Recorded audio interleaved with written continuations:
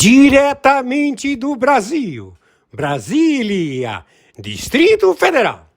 Quem vos fala, mestre Dinho, trazendo sempre informações na palma da sua mão, com notícias de utilidade pública, nacional e internacional.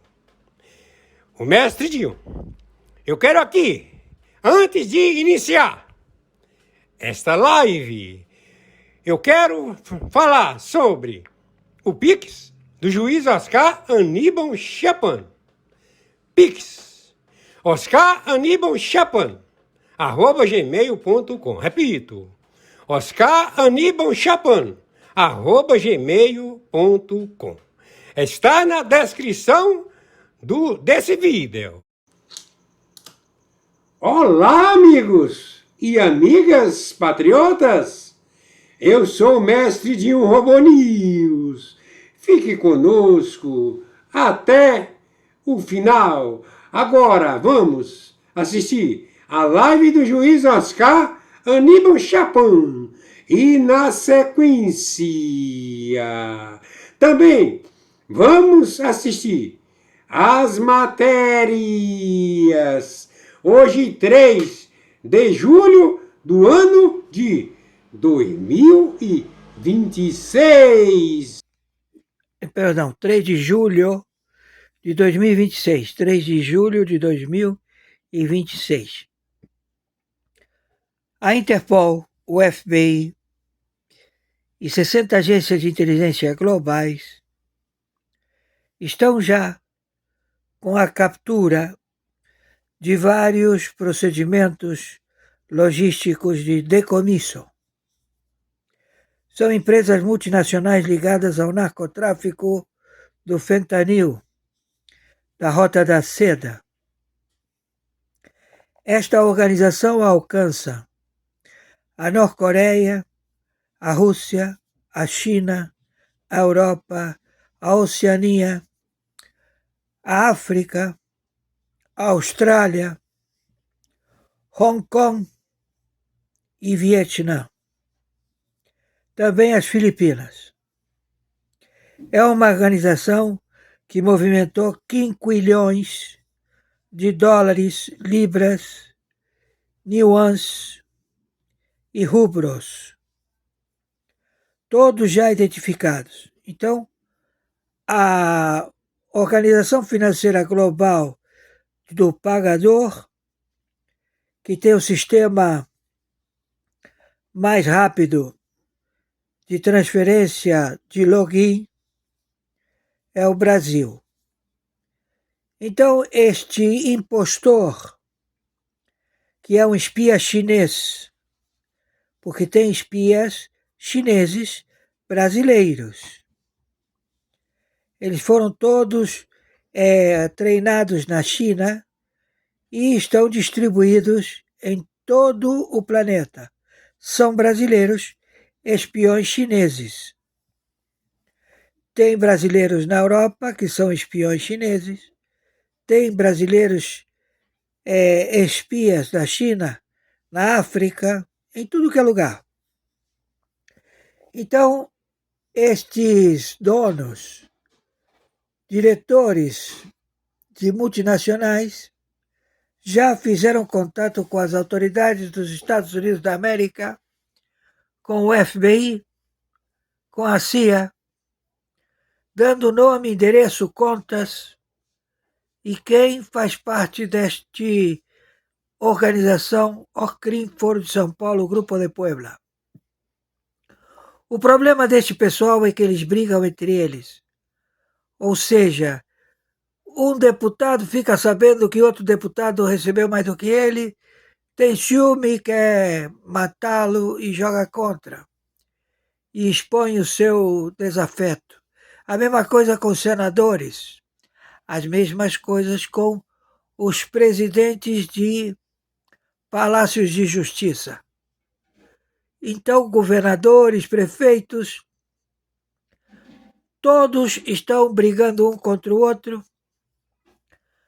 sabendo ou querendo saber por que fulano recebeu mais propina do que ele. Enfim, são ladrões, terroristas. E que eles não têm escrúpulo nenhum. Eles são pegos com dinheiro e falam que não é dele, que não tem nada que responder. E aí contrata um perito judicial para derrubar as provas. Procedimentos de proscrinar, pagam juízes, pagam o Ministério Público, pagam a polícia, pagam todo mundo, eles pagam para ganhar tempo, para prescrever as provas irrefutáveis. Então, nós estamos com toda a frente já debruçado na investigação deste conglomerado financeiro. As sanções são piores que as Magnifices. É tudo arrestado, todo o capital é confiscado. Hoje, nós temos que agradecer a pessoas como o senhor Edmundo Amado, como Alexandre MacGyver, como Edmundo, o pastor, e a Satiaele, pastora. Nós temos que agradecer ao Gnomo, nós temos que agradecer a todos os youtubers, todos os que fazem a sua parte na estrutura de entender, tem que sair da matriz. O senhor Luciano César, ele é um homem fantástico. Ele traz para vocês, para que vocês que estão no canal dele, fora do canal dele, porque ele chama todo mundo para participar, para que vocês entendam que vocês estão sendo manipulados e que vocês não têm que perecer perante o medo. Como é que você faz para não perecer perante o medo? O sujeito vem e diz, vou matar tua mãe, vou cortar a cabeça dela, vou estuprar tua filha, tal. Você fica apavorado. Mas ele te ensina como você faz para sair desse poder. Entenda, você está brigando com pessoas invisíveis, que estão visíveis e que querem assumir um poder que não tem, porque todos são mortais. E quem procede a julgamento é o Todo-Poderoso. E o Todo-Poderoso só vai te ouvir quando você fizer como o senhor Luciano César mostra para vocês, com diferentes professores. Ontem houve um senhor fantástico falando sobre as placas que temos que passar, que você não deve se apavorar, que tudo faz parte de um todo, que quando todo mundo pereceu, você sobreviveu. Mas para você sobreviver, você tem que estar fora da matriz. Agora eu tenho que lidar com a parte podre, com o sujeito que não acredita na matriz, que não quer saber nada disso porque ele acredita no que ele vê e toca. Ele não acredita no amanhã, no futuro. Ele não acredita na família, não acredita nos filhos, não acredita na mulher. Ele acredita nele, ele quer comer, comer, comer, comer, cagar, cagar, cagar. Ele não tem paladar, ele é um monstro. Então ele não vai fazer parte do mundo todo específico para todos os que sobreviveram e saíram da matriz. Agora vamos ao relatório. Agradeço a todos vocês pela paciência que vocês têm comigo. Eu sou mortal, eu sou de carne e osso, e quando eu tenho que dar o relatório, eu acabo falando em línguas, porque é nas línguas que eu libero todo o meu sentimento verdadeiro, que está lá no fundo, que eu não posso guardar comigo porque é tóxico. Então eu falo em línguas, e tenho os tradutores de línguas. Então eu tenho vários dons, mas não são meus, não são meus. Então eu quero dizer para vocês, já tudo que foi feito no planeta foi tudo averbado pelas leis. O senhor Trump aprendeu isso muito bem, ele não confronta e não entra numa briga para perder. Então nós temos que acabar com as pessoas ruins. Aí todo mundo fala, poxa, o MBS deu para trás. Não! Ele é um anjo, ele é um monge. Todos os muçulmanos verdadeiros são monges. Eles se postram 7 vezes ao dia a colocar sua vida a julgamento. Eles são monges, então eles dizem, por favor, vamos. Eles estão querendo falar comigo, eles dizem que não querem brigar. Por favor, Trump, me perdoa, mas não desce com teus aviões aqui, porque será feito à vontade de Alá. E Alá é o Todo-Poderoso. E o Trump sabe. Todo mundo sabe. Meus amigos e amigas patriotas, vocês estão vendo na tela. Brasil, megão operação com Estados Unidos e Bolívia apreende cerca de 50 toneladas de cocaína em Corumbá, no Brasil. Uma ou melhor, corrigindo, né? Uma mega operação, certo? Conjunta entre Brasil, Estados Unidos e Bolívia. Apreendeu cerca de 50 toneladas de cocaína neste domingo, dia, né? O dia aqui, vamos deixar esse dia, né? Tem uns poucos dias. A ação batizada de Operação Timber, escudo de madeira, ocorreu na cidade de Corumbá, em Mato Grosso do Sul. Segundo a Receita Federal, a revelação deste esquema internacional pode resultar na maior apreensão de cocaína já feita no Brasil. O marco também coloca, né, repetindo, o marco também a coloca como uma das maiores operações de combate ao narcotráfico já realizadas nas fronteiras nacionais. A todo, foram apreendidos 8 caminhões transportando cerca de 260 toneladas de madeira. 4 veículos foram interceptados em Corumbá e a entorpecente estava meticulosamente escondido no meio da carga.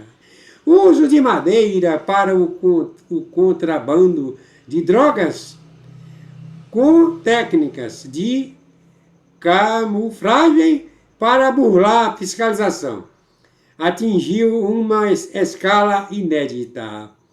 Com inteligência compartilhada entre os países, as medidas de monitoramento e fiscalização na fronteira começaram no último dia 19 de junho do ano de 2026.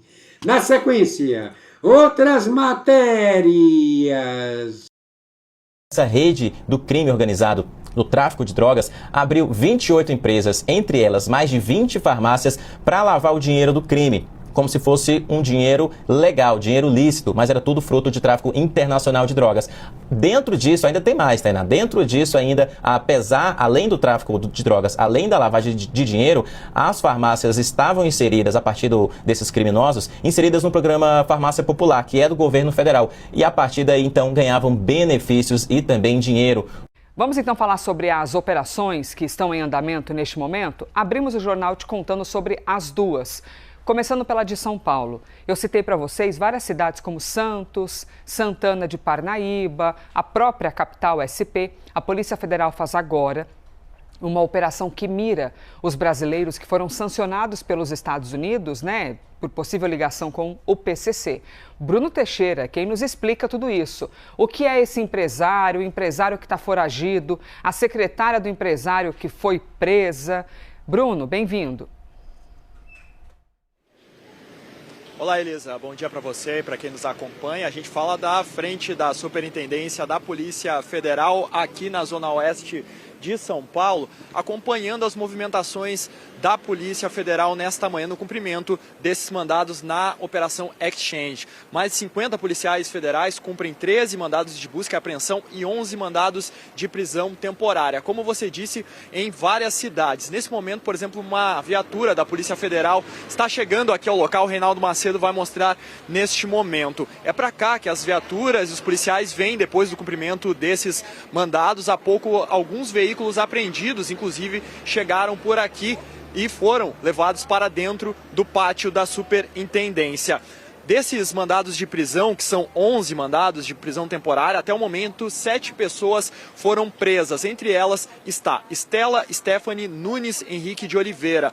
Ela aparece na lista de brasileiros sancionados pelos Estados Unidos por um suposto envolvimento com a facção Primeiro Comando da capital. E também por uma proximidade com um outro citado, o empresário Victor Shimada, que também é alvo da operação. Estela foi presa e Victor está foragido. O empresário, então, é sócio da Victory Trade, intermediação de negócios, cobranças e tecnologia, que é incluída nesta lista de sanções do Escritório de Controle de Ativos Estrangeiro dos Estados Unidos. E ele também é envolvido em outros casos de repercussão aqui no país, como também foi citado na delação premiada de Vinícius Gritzbach por envolvimento com o PCC. E também já havia sido investigado por ser operador financeiro de um esquema de lavagem de dinheiro envolvendo o Corinthians e a Vaidbet. Essa operação, então, as apurações dela indicam que os investigados utilizavam um sistema estruturado para a movimentação de recursos e lavagem de dinheiro e de criptoativo. Um esquema que movimentou mais de 10 bilhões de reais. Tanto que os mandados judiciais hoje de bloqueio de bens envolvem o bloqueio de 10 bilhões e 400 milhões de reais. A gente segue por aqui acompanhando essas movimentações na manhã de hoje, com a chegada das viaturas no cumprimento desses mandados. Como nós citamos, alguns mandados são cumpridos no litoral de São Paulo, então as equipes da Polícia Federal ainda devem estar retornando para cá e a gente vai mostrar tudo na edição de hoje do Live. Volto com você, Elisa.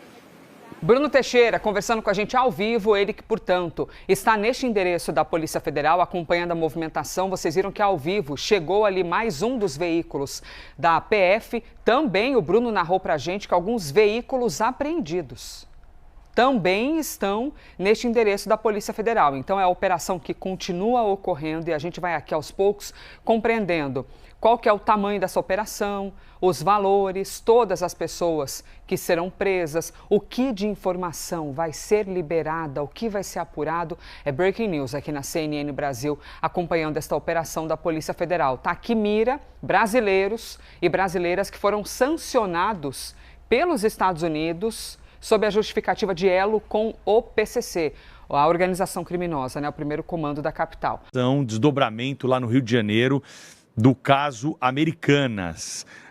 Já há aqui a informação circulando no Valor Econômico de que João Paulo Leman e Beto Sicupira são alvos de busca da Polícia Federal. Estão sendo cumpridos 9 mandados, incluindo buscas pessoais no Rio de Janeiro e em São Paulo. E os empresários acionistas aí das Americanas estão sendo investigados nesta segunda fase da operação que investiga fraudes contábeis e manipulação de mercado envolvendo o grupo Americanas. Um assunto que parecia ter fugido do noticiário, mas que volta com ênfase. São investigações importantes, é um dia agitado de muitas operações e esse caso das Americanas ainda não teve o desfecho e a explicação, não é, ministro Aldo Rebelo? Bom dia para o senhor. Bom dia, exatamente, Pedro, Cláudio, Sônia. E o noticiário recente agora já aponta também o bloqueio de bens dos 2 acionistas envolvidos na acusação de fraude na aquisição das lojas americanas. Sicupira e Lehman são acionistas de grupos econômicos de caráter internacional, são proprietários da Ambev, adquiriram essas cervejarias pelo mundo afora, das holandesas, as americanas e quase todas as brasileiras e sul-americanas. Então, são figuras de grande projeção no mercado, mantinham até recentemente uma imagem de respeitabilidade, mas a ação da Polícia Federal, provavelmente depois de uma grande investigação e, naturalmente, com autorização judicial, que é o caminho para que essas operações aconteçam, essa operação demonstra que há, de fato, coisas muito estranhas no comportamento dessas figuras e na ação desse grupo relacionado com esse escândalo das lojas americanas. Infelizmente, o Brasil tem conhecido exatamente esse fenômeno, que é o avanço da corrupção que antigamente se estabelecia na construção civil, nas obras públicas, eram as pontes, as hidrovias, as rodovias, as hidrelétricas, que fomentava esse tipo de relação promíscua e criminosa entre agentes privados e agentes públicos. Mas agora a corrupção se dá também apenas no mundo privado, ou seja, envolvendo a manipulação de ações, a manipulação de presenças como essa do Banco Master, que alcança o sistema financeiro, ou de empreendedores tidos como gente assim séria, como é o caso dos dois alvos dessas operações na manhã de hoje. Então, é o capitalismo revelando uma das suas faces mais indesejáveis, que é exatamente a corrupção. Agora, é preciso destacar que isso nem é novo, nem é recente e nem é apenas no Brasil. Esse processo envolve grandes corporações em todo o mundo. De vez em quando, um banqueiro é preso nos Estados Unidos. De vez em quando, o sistema financeiro quebra nos Estados Unidos. E não é também recentemente. Quebrou em 30, quebrou em 2008, quebrou ainda mais recentemente. Na Europa, acusam a Volkswagen de se envolver em corrupção, já acusaram o príncipe herdeiro da Holanda, primeiro-ministro do Japão. Ou seja, é quase que uma regra geral que o sistema convive com esse aspecto devasso, com esse aspecto criminoso que é a corrupção. Infelizmente, isso chega no Brasil, alcançando essas duas grandes figuras do mundo privado, que são o Paulo Lehmann e acho que é Beto Sicupira, um aqui em São Paulo e o outro acho que vive no Rio de Janeiro. Então, ministro, nesse caso das americanas, só para a gente, tratar, ir mais a fundo, né? É bom lembrar que coisa estranha, não é? Porque, afinal de contas, essa operação, ou essa fraude, foi denunciada em janeiro de 2023, o ano que o Lula tomava posse no atual governo. 2023. Por que 3 anos? Não é? Naquela ocasião que a gente viu em diversas fases desse caso, por exemplo, o ministro Alexandre de Moraes se transformar em relator desse caso no Supremo Tribunal Federal, inclusive com uma decisão suspendendo inicialmente uma outra decisão judicial da Justiça de São Paulo que determinava exatamente isso, busca e apreensão de e-mails, etc. e tal. Pode ter algum tipo de interesse político envolvendo isso ou seria fato novo? Eu acho que essa é a grande questão a ser esclarecida hoje pelos responsáveis aí nessa investigação. 2 ministros do Supremo de alguma maneira tiveram ou colocaram ou participaram de decisões envolvendo o caso Americanas, além de Alexandre de Moraes, Cristiano Zanin. O que é que isso está acontecendo, né? É preciso lembrar também que antes de assumir o Supremo, o ministro Zanin foi contratado pelas lojas americanas em janeiro de 2023, exatamente na eclosão da crise, né, para atuar na disputa contra o banco BTG. no STJ, e uma disputa ali no STJ. Enfim, tem muitos interesses aí que é preciso observar, mas essa operação mostra que aquela blindagem que foi garantida a Lehman e também a Beto Sicupira, seu sócio, 2 dos homens mais ricos do mundo, aquela blindagem parece ter sido removida. Cláudio, as suas informações são faixas de luz a iluminar o episódio. Eu não sabia que o ministro Zanin tinha advogado para o grupo Americanas. Mas no topo dessa pirâmide, tanto do judiciário quanto da advocacia, os personagens vão se encontrar necessariamente, não tenha dúvida disso. E junto com os personagens da advocacia e do judiciário, vão estar também os protagonistas desses episódios, desses casos de corrupção, desses crimes. Por quê? Porque o sujeito que é muito rico, que é um grande empresário, ele sempre vai contratar o melhor ou os bons advogados. E os bons advogados encontram rapidamente o caminho da proteção dos seus clientes no topo das altas cortes do país. Eu nem sabia que esse processo tinha ido parar no Supremo Tribunal Federal. Quando eu digo que o Supremo Tribunal Federal virou o tribunal de tudo, isso já é outro episódio que me dá razão, porque é uma corte constitucional, uma investigação policial num caso de corrupção, alcança o que a Constituição para isso cair nas mãos de um ministro do Supremo? Por favor, pelo amor de Deus, o Supremo decide sobre qualquer coisa.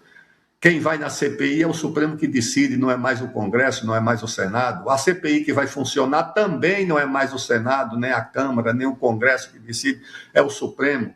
Matéria absolutamente de atribuição do Congresso.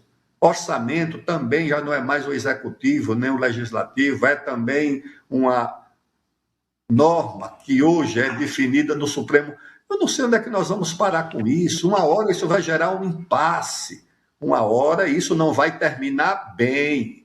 É preciso levar em conta que esse tipo de comportamento das instituições, acompanhado pela crise que alcança o país, de falta de perspectiva, de falta de esperança, de corrupção, de impunidade, de violência, isso já levou, em outras circunstâncias e em outros momentos, a sociedade a buscar um caminho para resolver isso, que nem sempre foram os caminhos previstos nas instituições, ou nas normas.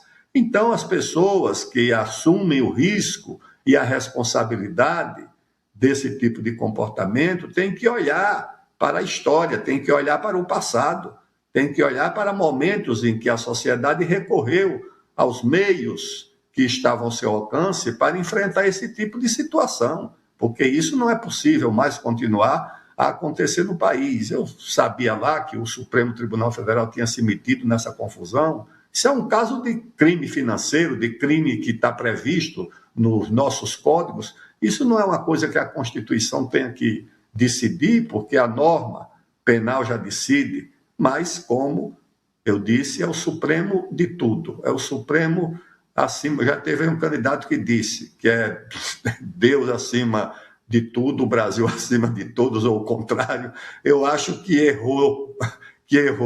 É o Supremo, quem está acima de tudo e de todos no Brasil é o Supremo Tribunal Federal. Logo depois, eles abriram mão do controle sobre Cuba e Guam, as Filipinas e Porto Rico, e tudo isso passou a ser nosso. Tudo isso, nós conquistamos tudo. E por falar em Cuba, depois de muitas décadas, está vindo em nossa direção. Muito boa tarde, hoje dia 3 de julho de 2026. Horário 18 horas 42 minutos. Quem fala é o senhor Oscar Aníbal Chapano, juiz corregedor arbitral internacional. Estamos no evento Guerra Atômica Nuclear, cujo alvo ele está exposto através do domínio de estrutura de de sobrevivência, estrutura de sobrevivência. Ou seja, a China domina todo o sistema elétrico de luz, de energia, de trasladar energia. Se ela desliga a tomada, todo mundo está no escuro. Não tem absolutamente nada, porque ele desligou a tomada. Essa é a China no Brasil.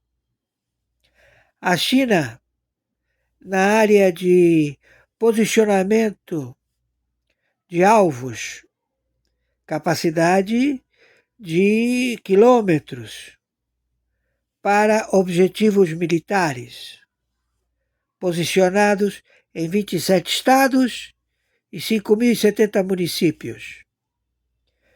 Para que vocês entendam, a China tem a mesma coisa que a França, que são duas técnicas diferentes. A França tem o núcleo do Sol, ele foi formatado por ímãs, numa circunferência que gira e vai alimentando um reator de uma estrela que pode explodir. Eles alegam que não tem condições de explodir porque está tudo monitorado, não há como interferir. Ou seja, eles são gerados através de equilíbrio.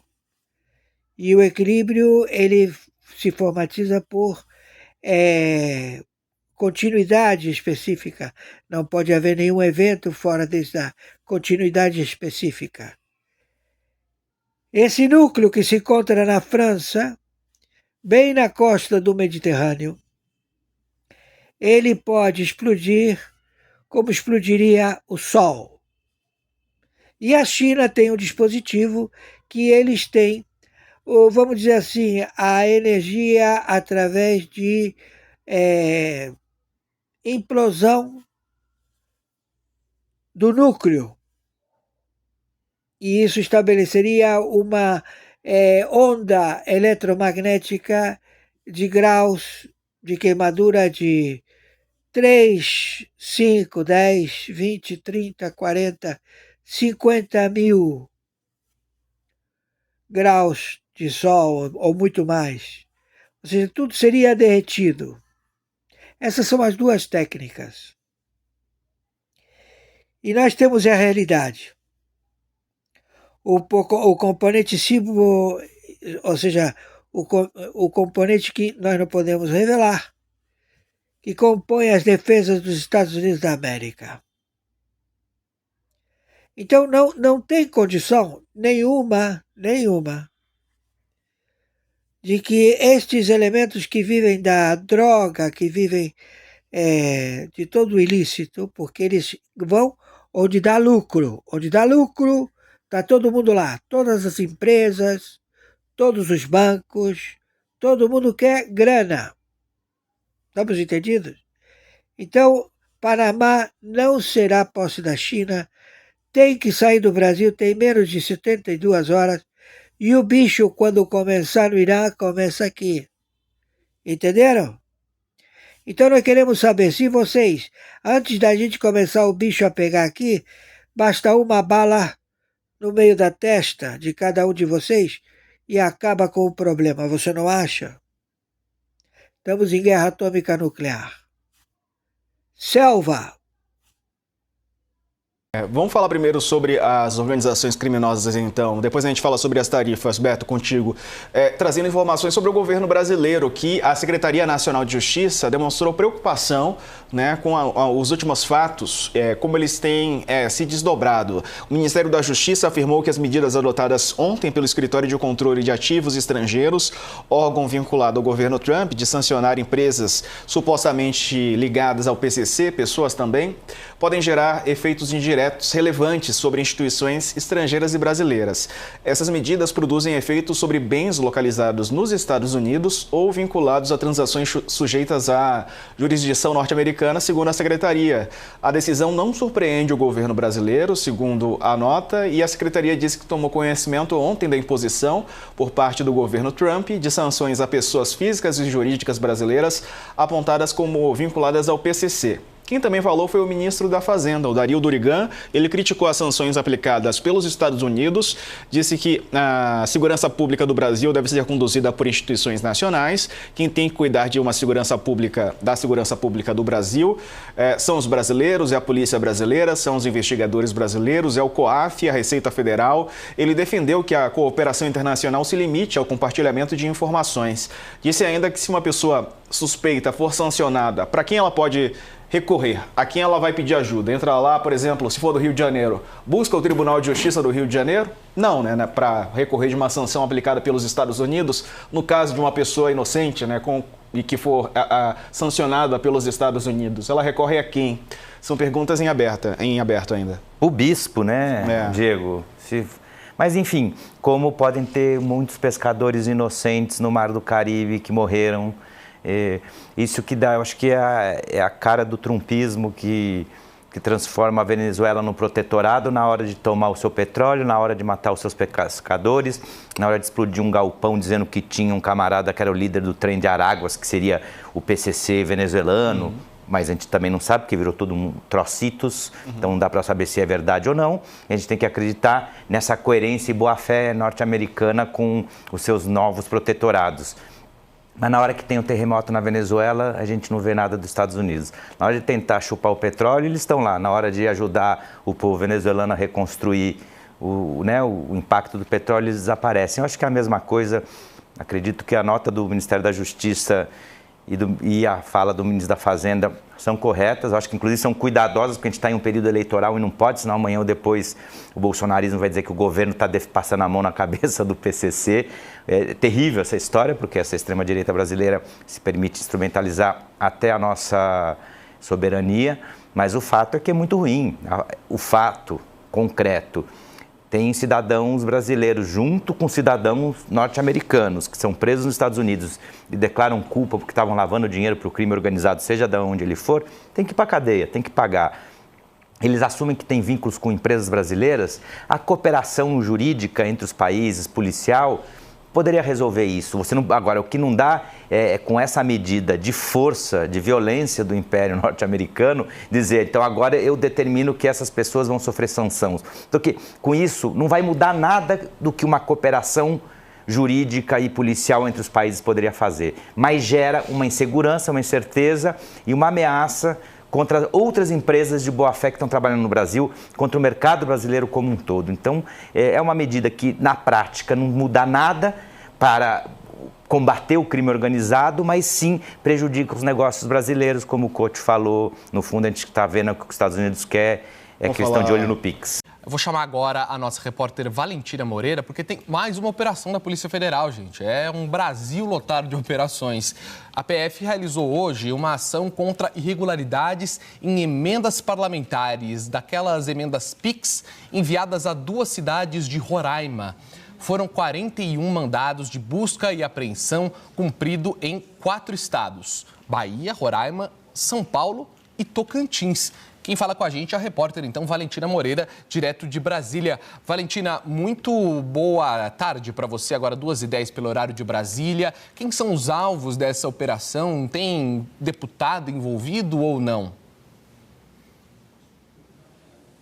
Boa tarde, Gayer. Boa tarde a todos que nos acompanham. Gayer, eu falo aqui do Congresso Nacional justamente porque esta operação tem como princípio ali o envio de emendas feitas por parlamentares aqui de Brasília. Mas você me perguntou, não temos, entre os alvos deputados parlamentares, mas o cumprimento ali de mandados de 41 mandatos de busca e apreensão em Roraima, como você mencionou, Bahia, São Paulo e Tocantins. Estas 2 cidades, que são os principais alvos da operação, as cidades ali do interior cidades do município de Iracema e São Luís do Anauá, interior de Roraima, são cidades que se destacaram no âmbito daquela ação em que a associação ali de jornalismo investigativo, a Abrage, solicitou ao Supremo Tribunal Federal que apurasse o envio dessas emendas PIX. Essas duas cidades seriam justamente as duas maiores contempladas por esta categoria de repasse. Cidades essas que são uma das menores ali do interior de Roraima, mas receberam mais de 103 milhões de reais em repasses por parlamentares. César Feitosa, nosso analista, apurou que entre as emendas que estão nessas investigações entram, por exemplo, repasses ordenados pelo atual ministro do Tribunal de Contas da União, Jonathan de Jesus, à época que ele era parlamentar aqui na Câmara dos Deputados, e também, além disso, o senador Doutor Irã, deputado Antônio Carlos Nicolotti e o ex-senador Teomário Mota. Mais uma vez reiterando, Gayer, que a operação de hoje não teve como alvos nenhum desses deputados, mas eles foram alguns dos que enviaram ali emendas a estas duas cidades. Dando uma contextualizada, esta ação que eu mencionei, movida ali a partir de uma petição da Associação Brasileira de Jornalismo Investigativo, solicitou que o Supremo Tribunal Federal agisse no combate dessas emendas, não combate, mas porém na investigação a respeito do repasse dessas emendas.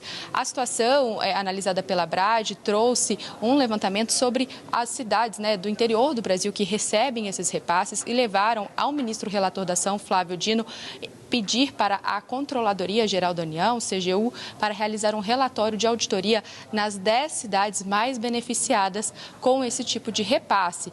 E a partir desta auditoria, a partir desse levantamento da CGU, foram descobertas informações que deram substância à operação da Polícia Federal de hoje, deflagrada ali para apurar justamente esses repasses nessas cidades do interior de Roraima, que, segundo apurado pela própria Polícia Federal, apesar de terem recebido valores milionários em repasses de deputados e de senadores, não receberam retorno em suas, infraestruturas públicas, nos projetos que estavam cadastrados no governo federal. Agora, o que a gente aguarda é o resultado dessas operações de busca e apreensão, porque, como sabemos, a Polícia Federal ainda está em fase de investigação para a devida, e, se necessária, responsabilização de parlamentares. Volto com você, Gaia. Obrigado, Valentina, pelas suas informações. Volta para cá, Vitória Abel. O que chama atenção nessa história é aquele velho problema das emendas PIX. Por quê? Os deputados e senadores mandam para as prefeituras, para os estados e simplesmente não tem nenhum controle posterior disso. É realmente um PIX, manda o dinheiro para lá e depois não sabe se o dinheiro foi bem aplicado, se não foi. Aí tem a operação da Polícia Federal, os parlamentares dizem, não temos nada a ver com isso. Bom, de fato, eles não são alvo da operação, mas foi um dinheiro que eles enviaram e que foi mal aplicado, sobre o qual eles não têm controle. O que mostra que não dá para continuar com esse mesmo estilo de emenda PIX, afinal, senão quem manda o dinheiro não pode ser responsabilizado, não cuida de como o dinheiro vai ser administrado. Fica complicado, Agora, tem, claro, um desgaste de imagem para o Congresso Nacional, independentemente de quem são os alvos. Você não pensa assim também?